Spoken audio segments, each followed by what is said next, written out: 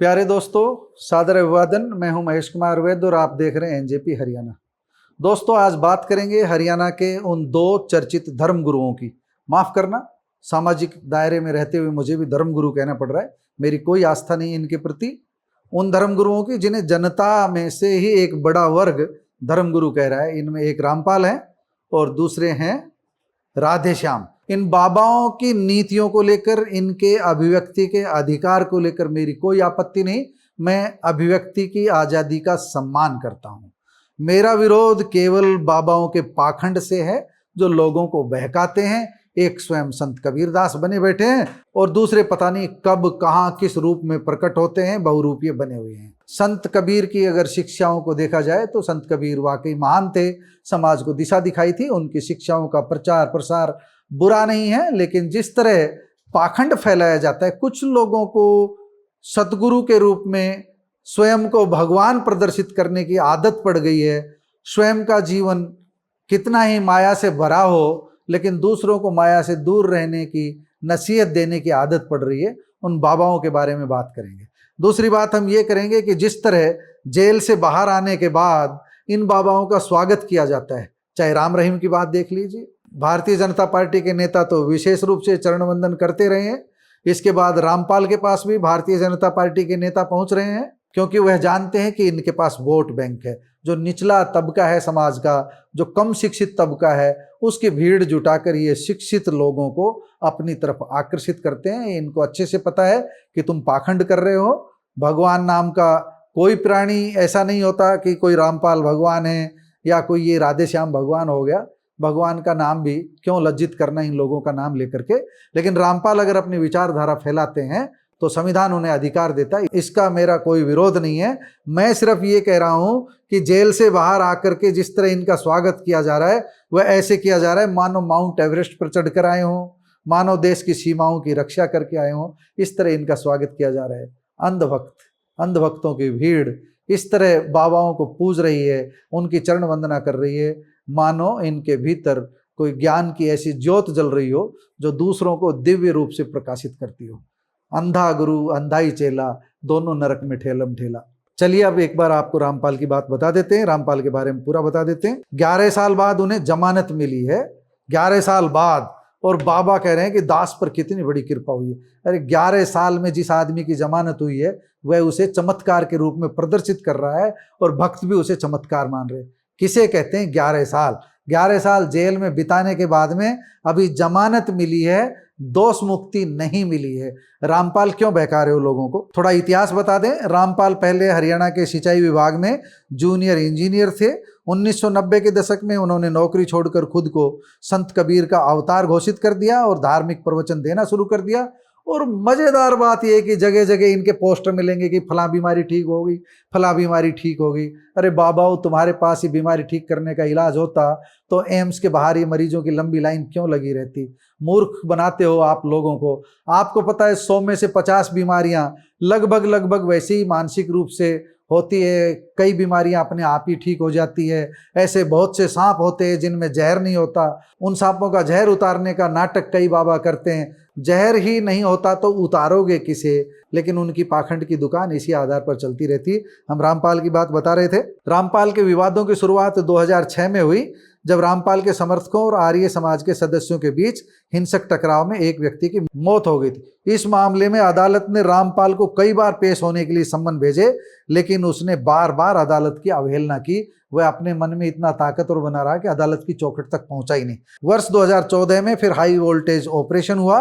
पंजाब एवं हरियाणा हाईकोर्ट ने गैर जमानती वारंट जारी करने के बाद पुलिस को मजबूर किया कि गिरफ्तार किया जाए। इसके बाद पुलिस उन्हें गिरफ्तार करने पहुंची और सतलोक आश्रम था जो बाबा का, उसको किले में तब्दील कर दिया गया। हजारों समर्थकों ने मानव ढाल बना ली। इस बीच पुलिस और समर्थकों के बीच लंबा टकराव चला। 5 महिलाओं और 1 बच्चे की मौत हो गई, जबकि 200 से अधिक लोग घायल हुए। और अंततः 19 नवंबर 2014 को बाबा रामपाल को आश्रम के अंदर बने एक बंकर से गिरफ्तार कर लिया गया। बाबा बंकर में छुपे हुए नहीं बैठे होते, बाबा चुपचाप अदालत की चौखट पर चले जाते तो इतने लोगों की जान क्यों जाती? अक्टूबर 2018 में अदालत ने बाबा रामपाल को हत्या और आपराधिक साजिश के मामले में दोषी ठहराते हुए उम्र कैद की सजा सुनाई। लंबे समय तक जेल में रहने के बाद अब उन्हें जमानत मिलना एक नया मोड़ लेकर जरूर आया है। जमानत पर समाज की अलग अलग प्रतिक्रिया सामने आ रही है। उनके अंधभक्त उत्सव जैसा माहौल मना रहे हैं, जबकि कुछ लोग इसे न्याय प्रणाली पर सवाल उठाने वाला निर्णय भी मान रहे हैं। सोशल मीडिया पर इस मुद्दे पर अलग अलग बहस चल रही है, लेकिन हमारे पास कोई चारा नहीं है। न्यायालय की बात माननी ही पड़ेगी। देश में न्यायालय की बात नहीं मानेंगे तो कानून का राज कैसा चलेगा। हम मानते हैं कि न्यायालय, विशेष रूप से सुप्रीम न्यायालय, आजकल सत्ता पक्ष के पक्ष में कुछ ज़्यादा ही झुका हुआ नजर आ रहा है। लेकिन जब आ रहा है तो कर क्या सकते हैं, सुप्रीम तो वही है, हम कर भी कुछ नहीं सकते। इसलिए न्यायालय का सम्मान करते हुए अपनी बात कह रहे हैं। अब सबसे बड़ा सवाल यही है कि जमानत की खबर के बाद जिस तरह का उत्सव समर्थकों के बीच देखा गया है, वह न्याय प्रणाली पर ही सवाल है। अब इस मामले को आस्था बनाम अंधविश्वास से जोड़कर देखा जाना चाहिए। क्या समाज में आस्था और अंधविश्वास के बीच की रेखा धुंधली होती जा रही है? विशेषज्ञों का मानना है कि शिक्षा, वैज्ञानिक दृष्टिकोण और क्रिटिकल थिंकिंग की कमी के कारण लोग आसानी से ऐसे व्यक्तियों के प्रभाव में आ जाते हैं। लेकिन वैज्ञानिक चित्त विकसित करेगा कौन? ये तो सोशल मीडिया का ही एक हमारा साथी है, उसकी बात हमने आपके सामने रखी है। किस तरह, किस अंदाज में हम कह रहे हैं कि रामपाल लोगों को मूर्ख बनाता रहा है। अब दूसरी बात करते हैं ठगी के आरोपी राधेश्याम की। 3,000 करोड़ की ठगी का आरोपी परम गुरु कहलाता है, हिसार जिले से संबंधित है। और अब ये चर्चित इसलिए है कि राधेश्याम सुथार उर्फ परम गुरु को हिसार जेल से अस्थायी राहत मिली है। पत्नी के इलाज के आधार पर कोर्ट से मिली इस छूट ने एक बार फिर उसके पुराने मामलों और विवादों को चर्चा में ला दिया है। मीडिया रिपोर्ट्स के अनुसार राधेश्याम पिछले करीब 5 महीनों से जीएसटी चोरी के मामले में जेल में बंद था। उसकी पत्नी भतेरी देवी की गंभीर स्त्री रोग संबंधी बीमारी को आधार बनाकर कोर्ट में याचिका दायर की गई थी, जिसे मंजूर कर लिया गया। फिलहाल वह जेल से बाहर है और अपनी पत्नी का इलाज करवा रहा है। अब उसकी नज़र नियमित जमानत पर है। इस मामले में बहस पूरी हो चुकी है। राधेश्याम मूल रूप से हिसार जिले का रहने वाला है। पहले प्रॉपर्टी डीलिंग का काम करता था। बाद में उसने फ्यूचर मेकर लाइफ केयर नाम से मल्टी लेवल मार्केटिंग कंपनी शुरू की। लोगों से करीब 7200 रुपए निवेश करवाए जाते थे। 2 साल में 60,000 तक का रिटर्न का वादा किया जाता था। प्रोडक्ट के नाम पर कपड़े और दवाइयां दी जाती थी। इस स्कीम के जरिए लाखों लोगों को जोड़ा गया। राधेश्याम ने एक बार दावा किया था कि उसके साथ 1 करोड़ लोग जुड़े हुए हैं। अब 3,000 करोड़ का घोटाला खुला कैसे, इस बात को समझ लीजिए। वर्ष 2018 में साइबराबाद पुलिस ने इस बड़े घोटाले का पर्दाफाश किया। जांच में सामने आया कि कंपनी ने हजारों करोड़ रुपए की ठगी की है। लगभग 1200 करोड़ रुपए की ठगी की पुष्टि हुई। 9 राज्यों में लगभग 50 एफआईआर दर्ज हुई। 200 करोड़ रुपए की संपत्ति जब्त की गई। 21 आरोपी गिरफ्तार किए गए। जांच में राधेश्याम को इस पूरे नेटवर्क का, इस पूरे घोटाले का, इस पूरे गड़बड़ झाले का मास्टरमाइंड पाया गया। ज्यादातर मास्टरमाइंड ही बाबा बनते हैं। यही लोग, इनको पता है कि दुखती नस क्या है। चमत्कारों से भभूत दे देना, चमत्कारों से, जादू से कुछ भी दिखा देना, जादू से गर्म दूध से नहाना। उनको पता है गर्म दूध नहीं होता, वो ठंडा होता है। झाग निकलते रहते हैं केमिकल के प्रयास से, लेकिन लोग तो जय जयकार करते रहते हैं। कुल मिलाकर के हमने इन 2 बाबाओं की कहानी बताई। इससे पहले राम रहीम का मामला है, इससे पहले आसाराम बापू का मामला है। देखिए, अदालत ने इन्हें दोषी भी सिद्ध करार दिया, अदालत ने इन्हें सजा भी दी, लेकिन इनके भक्तों में, इनके अनुयायियों में कोई फर्क नहीं पड़ता। उनके लिए तो ये आज भी भगवान बने हुए हैं, क्योंकि ये धर्मगुरु जानते हैं, ये कथित धर्मगुरु जानते हैं कि तुम्हारे पाखंड की लीला सदा सदा चलती रहेगी। भारत में अंधविश्वास मानने वाले लोगों की संख्या करोड़ों में है।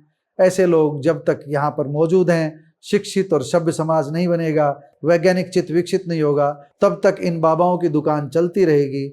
आप उस धीरेन्द्र शास्त्री को ही देखिए, वो जमीन में पेट्रोल की बात नहीं जानता, ईरान इराक के युद्ध की बात नहीं बता सकता, रूस यूक्रेन की नहीं बात बता सकता।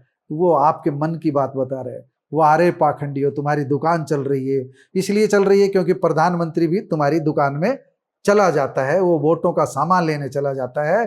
तुम हिंदू राष्ट्र का नारा लगाते हो, तुम जानते हो तुम क्या पाखंड कर रहे हो। संविधान तुम्हारे लिए कुछ नहीं है। संविधान की बजाय कुछ पाखंडी बाबा मनुस्मृति को आदर्श मानते हैं। अरे जब 15 अगस्त 1947 को भारत आज़ाद हुआ और जब 26 जनवरी 1950 को हमने संविधान को स्वीकार कर लिया, अंगीकार कर लिया, उसके बाद किस ग्रंथ की बात करते हो? तुम्हारी व्यक्तिगत आस्था तुम्हारी जगह, लेकिन कानून का राज कानून के हिसाब से चलने दो।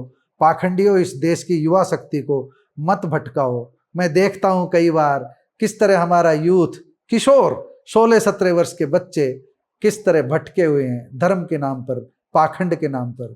पाखंडी जानते हैं इस युवा पीढ़ी को किस तरह वह दिख भ्रमित कर रहे हैं, वह बहुत बड़ा पाप कर रहे हैं। कब सुधरेंगे पता नहीं।